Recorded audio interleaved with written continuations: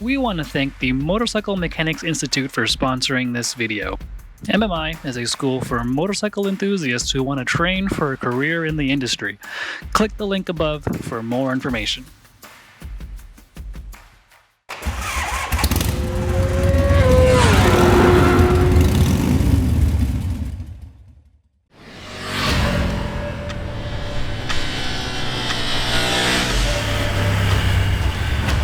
Hey y'all, if you didn't already know, my name is Joe Jackson and I'm the lucky son of a gun that Motorcycle.com decided to send to Malaga, Spain for the Triumph Tiger 900 global press launch. Now, over the last couple days, we've had a chance to ride both bikes, the Rally Pro and the GT Pro, both on and off-road, and really put them through their paces, and the key takeaway is accessible performance. Starting with the engine, the Triumph Triple has always been a crowd pleaser, and I don't see that going away anytime soon. With the new updates for 2024, we've got more peak power, and my favorite part is without sacrificing any bottom end. There's more power across the entire range and torque throughout. So many companies say that their engine has power available everywhere. The Tiger 900, it delivers. It starts off with so much torque down low and then it punches up into this beautiful and meaty mid-range and just sprinkles that little bit of peak power up top that makes it engaging whether you're riding it on-road or off-road.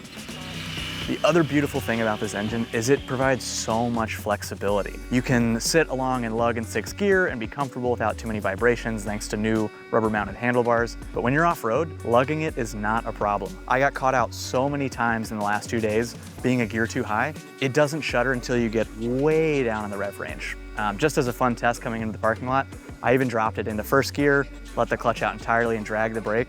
I didn't get a shudder until about 7 miles per hour. If you're newer to the off-road space or riding, this engine is super forgiving. And if you're a little more experienced, you've got all that punch in the middle and way up top. Other key updates for the 2024 models include, finally, the updated 7-inch TFT coming from the Tiger 1200 and a linked braking system. I'll get into those a little bit more later when we talk about the braking system and the comfort and accessibility on these bikes, but just know they're good. There are a ton of updates that cover the entire model range for 2024, so if you want to read all about them, make sure to go over to Motorcycle.com and see the write-up there. If you had to dream up a perfect quick shifter, you're going to find it on these bikes. For 2024, Triumph decided to grab the quick shifter setup off the Tiger 1200, and it's also shared in the Speed Triple line.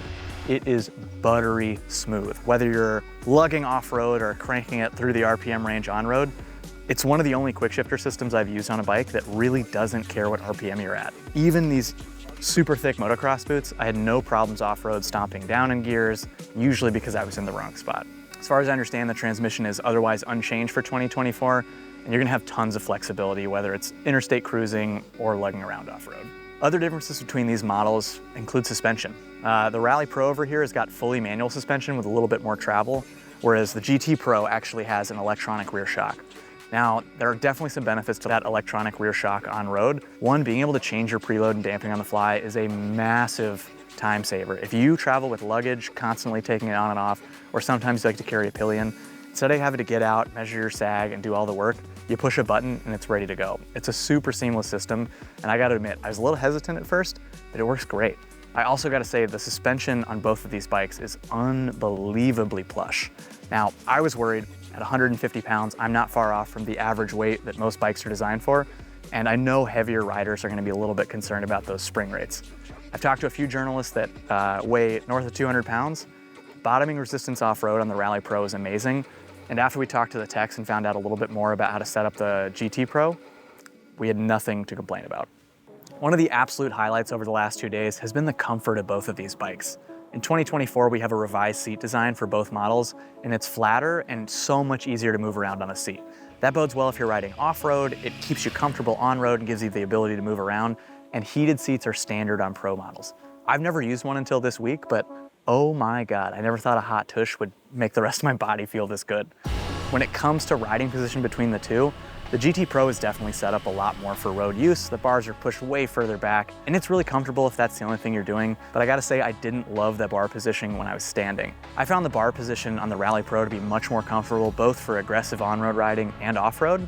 And at the end of the day, that's something you can change, but for the money, if you're spending that extra 1,300 bucks or so, This makes more sense to me. When it comes to fit and finish, there's nothing new here. Triumph has set the standard for a very long time, especially for the value these bikes provide, and at no point do these bikes feel cheap. The integration, the TFT, it all feels like a very premium experience, and it feels good to be on these motorcycles. Now, I know I've talked about just how accessible these bikes are and their performance on and off-road, but I do have a few gripes. It's really hard to complain about these models, but I don't quite understand why Triumph has decided to slim everything down. We've lost the base model GT Pro, and if you like to customize your bikes and maybe don't use Triumph-specific accessories, that's a pretty big value loss for you. Yes, it's cheaper to go with the Triumph accessories in a package like the GT Pro. Some people like that customization. The other big thing I really didn't like, the stock foot pegs. Now, we got to ride both bikes on and off-road, and in the street setup, we had the original pegs. They're super thin, they have the same rubber dampers that don't seem to do anything on any motorcycle, and standing up, even in super supportive MX boots, they're incredibly uncomfortable even after short stints standing. We got to ride off-road using the upgraded foot pegs available for the Rally Pro. Game changer. This is a bike that weighs so much, and you have to put so much weight into the pegs to help get it around a corner. Having that extra surface area seems like a necessity at this point. For me, this shouldn't be an aftermarket, it shouldn't be an upgrade, it shouldn't be an accessory. This needs to come standard on the bike. Another thing that drives me absolutely crazy is the Rally Pro is so capable off-road, but from the factory, you cannot get a knobby tire. The ones we rode off-road had the Michelin Anarchy Wilds, which is as far as I understand, it's an approved option from Triumph. So the engineers have said, yes, we like this tire, you can put it on this motorcycle, but you can't get it from the factory with that tire already installed. You're gonna have to pay your dealer the extra money for the tires and for them to mount it, which is a huge pain in the butt considering how capable this thing is off-road. Now, overall, I can't stop stressing this enough. These bikes are unbelievably accessible, especially for the amount of performance they put out.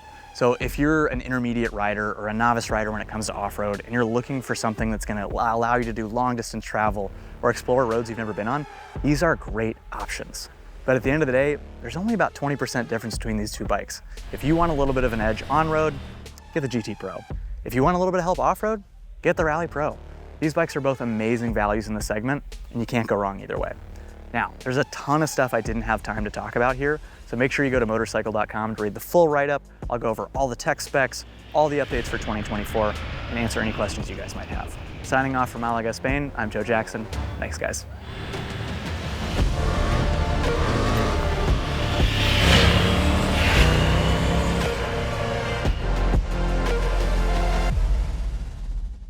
Again, we want to thank the Motorcycle Mechanics Institute for sponsoring this video. MMI is a school for motorcycle enthusiasts who want to train for a career in the industry. Click the link above for more information.